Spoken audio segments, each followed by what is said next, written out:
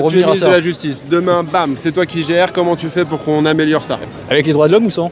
Après, c'est toi qui vas. Parce qu'après, il y a la méthode Bukele qui a donné des résultats intéressants, mais je pense pas qu'en France ce soit possible. Et c'est quoi cette méthode? Bah, tolérance zéro. Que quand, par exemple, quand t'es en Vous l'avez uniforme, pas vu, mais regardez, je suis policier. Non, C'était peut-être efficace au début, Ok. mais aujourd'hui, il y a des choses qui ont évolué. Il faudrait que la justice aussi évolue avec la société.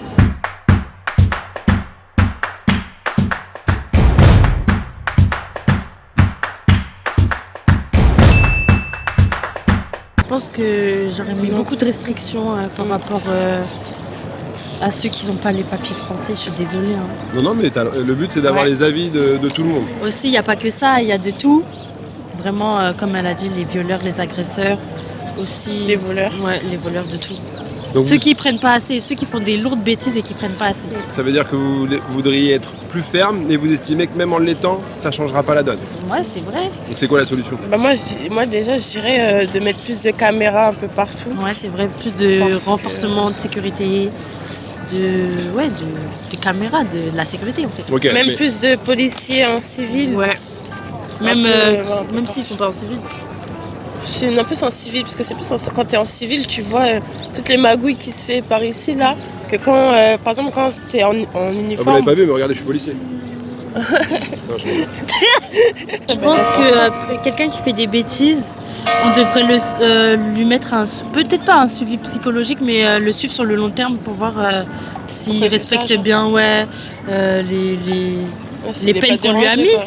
Reformer plus de magistrats et que soit plus le temps. Enfin, je pense qu'ils enchaînent un peu les affaires au-dessus parce il y a tellement de gens qui doivent passer dans les tribunaux, et peut-être s'il y en avait plus, ça irait plus vite et le travail serait peut-être aussi mieux fait, j'en sais rien. Je suis pas sûr, par exemple, que mettre des peines plus lourdes ce soit forcément plus dissuasif. Je pense que les Ça, gens, c'est intéressant. je pense que si les gens ils ont envie de faire des conneries, ils le feront. Parce que tu passes 5 ans ou 10 ans en prison, je pense que dans la tête des gens, Ils ont même pas conscience de ça au moment où ils ouais, commettent je pense l'acte. pas. En vrai, vraiment, je pense pas. Donc après, voilà, c'est le problème de ça reflète, je pense, la délinquance, ça reflète peut-être les problèmes de la société aussi. Donc peut-être faut plus travailler sur le fond, je pense, que sur En amont. ouais, en amont, plutôt que sur, je sais rien, d'augmenter les peines de prison. Enfin, moi, je le vois plutôt comme ça, personnellement. Si demain vous étiez à la tête du gouvernement ou si vous étiez ministre de la Justice, comment vous feriez pour améliorer la note? On est sur un 8, ce qui est déjà très bien, mais pour passer à 9 ou 10. Après moi, je sais pas les fondamentaux, on va dire, au niveau de la justice, moi je m'y connais pas grand-chose. Mais moi je mettrais au moins un système où en fait on peut... un processus beaucoup transparent. Ça veut dire que... Non, en vrai, je saurais pas vous répondre. Non. Il faut qu'il y ait plus de sécurité en fait, de contrôle et de sécurité. D'accord, ça soulagerait Ça soulagerait finalement la les justice. Ça soulagerait la justice et les gens seront plus en sécurité aussi. Par exemple, ils disent que les femmes ne peuvent pas s'habiller comme elles veulent.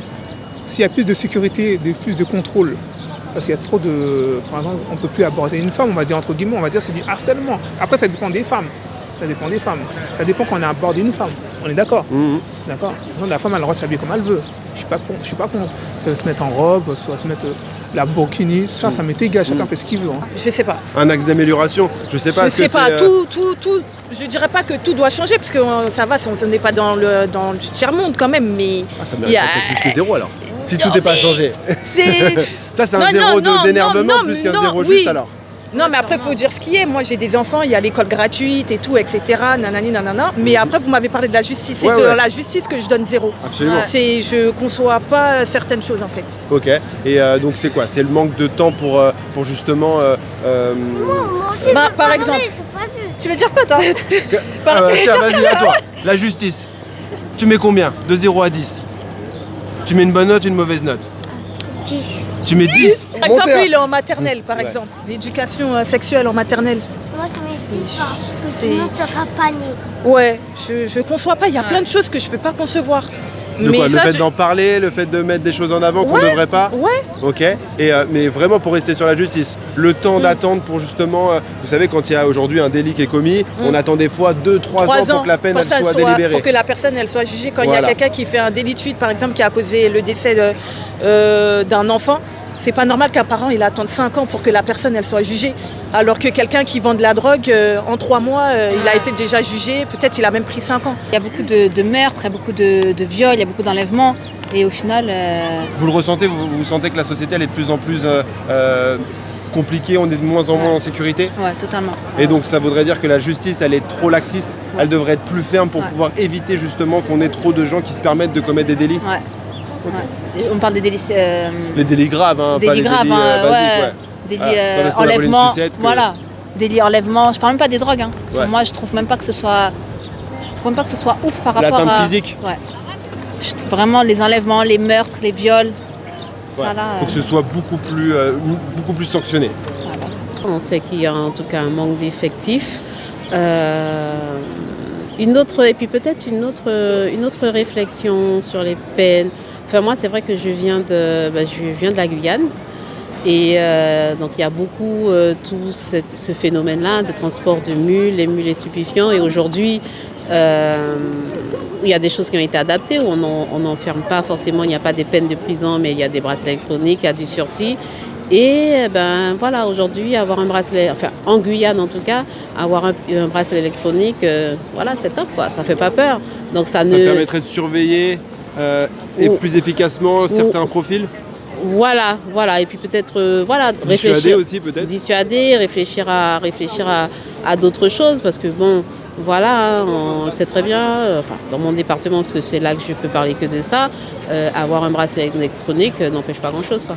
C'était peut-être efficace au début, mais aujourd'hui, il y a des choses qui ont évolué. Il faudrait que la justice aussi évolue avec la société. Puis le côté financier, il ne faut pas oublier. Il faudrait mettre un petit peu plus de sous pour leur donner des moyens, parce que voilà, on sait très bien qu'augmenter les effectifs, mettre davantage de juges, construire de nouvelles prisons, voilà, c'est l'argent. C'est l'argent, et que peut-être aujourd'hui, j'ai l'impression que l'État choisit de mettre l'argent peut-être autre part. Mais voilà, il faudrait de l'argent dans tout, il faudrait que tout se développe. Donc, mais c'est intéressant ce que vous dites, c'est-à-dire qu'effectivement, là, il y a ce débat avec l'augmentation du nombre de prisons. On essaye d'en avoir peut-être davantage, parce que peut-être que les juges, par manque de place, ont tendance à être moins fermes. Voilà, c'est ça. Donc ils seraient peut-être plus fermes si on leur disait, bah oui, on a de la place pour pouvoir accueillir. Vous voyez, voilà, en Guyane, il n'y a qu'une seule prison. Il n'y a qu'une seule prison. Donc quand elle est pleine? Elle est déjà pleine. Donc, ils sont à 5-6 dans des cellules, parfois plus. On a aussi toute cette migration-là des pays étrangers où, voilà, donc c'est compliqué. Il y a un projet de construction d'une deuxième prison. Voilà, on sait déjà qu'elle sera déjà trop petite. J'essaierai d'intensifier la formation des délinquants plus que leur emprisonnement. D'accord. Au civisme, par exemple. En commençant peut-être, pourquoi pas, par l'école, réintroduire l'instruction civique, ce genre de choses. Ce qui est frappant en France, je trouve. Mais là, c'est ministre de l'Éducation, c'est plus ministre de la Justice. Oui, Si on parle vraiment que de la justice, parce que ça, je l'entends et je comprends, effectivement, on peut revenir en amont et là, on parle finalement des conséquences, mais quelles sont les causes, et on peut toujours revenir en arrière. Enlevons l'amont, en effet. Je passerai plus par des peines éducatives que par des peines d'emprisonnement. Au ministre de la Justice, demain, bam, c'est toi qui gères, comment tu fais pour qu'on améliore ça? Avec les droits de l'homme ou sans? Après, c'est toi qui vas. Parce qu'après, il y a la méthode Bukele qui a donné des résultats intéressants, mais je pense pas qu'en France ce soit possible. Et c'est quoi cette méthode?